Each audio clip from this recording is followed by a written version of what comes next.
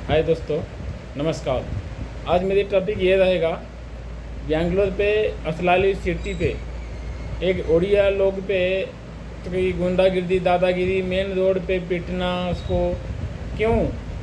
उसमें तो जो भी देखा वीडियो में उसका तो कोई गलती नहीं था, तो उसको वहाँ की जो लोकल लोग होते हैं ना उसको पीटने लग गए। पीटने का कारण ये है कि वहाँ की गणेश पूजा होता है, तो गणेश पूजा की चांदा कुछ ज़्यादा रखे थे इस लोग, मतलब कि बेंगलोर के जो लोकल लोग होते हैं वहाँ पे गणेश पूजा की चांदा कुछ ज़्यादा रखे थे। तो इस गाड़ी वाला ने बोला मैं इतना चांदा नहीं दे सकता हूँ, मानता हूँ मैं गणेश पूजा होता है, मैं थोड़ी बहुत चांदा दे सकता हूँ, इतना 5,000 10,000 अगर चांदा रखोगे तो मैं कैसे दूंगा उनको। तो ऑब्वियसली अगर कोई नॉर्मल व्यक्ति रहेगा तो वो तो 5,000 रुपये नहीं दे सकता है ना, नहीं दे पाएगा। तो जैसे उसने मना कर दिया कि मैं 5,000 रुपये नहीं दे पाऊँगा, तो उसके ऊपर बहुत ज़बरदस्ती उसको पीटें, उसको मारें। क्यों, क्या रीज़न था उसको पीटने का, मारने का।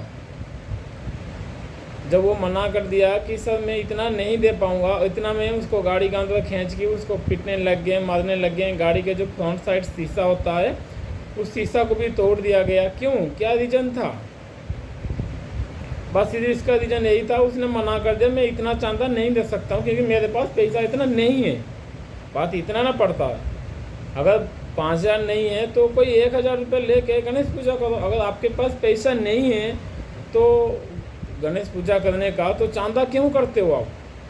कोई गरीब आदमी, गरीब व्यक्ति, उसने तो ये 5,000 रुपये नहीं दे पाएगा, तो इसके मतलब आपने ज़बरदस्ती उससे लोगे।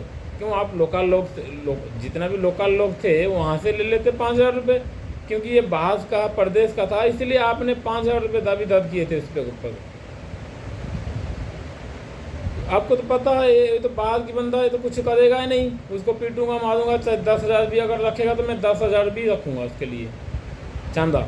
बट आपको रिक्वेस्ट करता हूँ हाथ जोड़ के, तो आप इतना भी चांदा मत कीजिए ताकि कोई गरीब आदमी, गरीब व्यक्ति, आप क्योंकि वो नहीं दे पाएंगे इतना गरीब आदमी।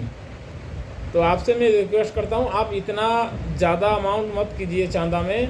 मानता हूँ गणेश भगवान की पूजा करते हो आप, वहाँ पे कोई भी हो, चाहे गरीब आदमी हो, कोई बड़े आदमी हो, सबके लिए अलग अलग रखा करो चांदा।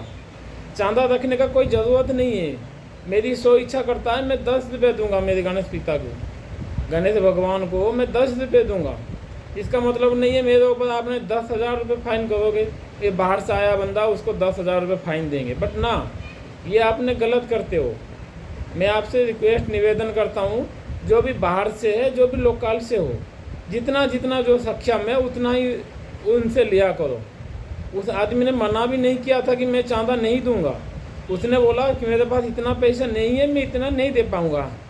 उसने फिर ही बोला था मैं 500 या 1,000 रुपये में चांदा दे सकता हूँ, 5,000 रुपये में चांदा नहीं दे सकता हूँ क्योंकि मेरे पास इतना है ही नहीं।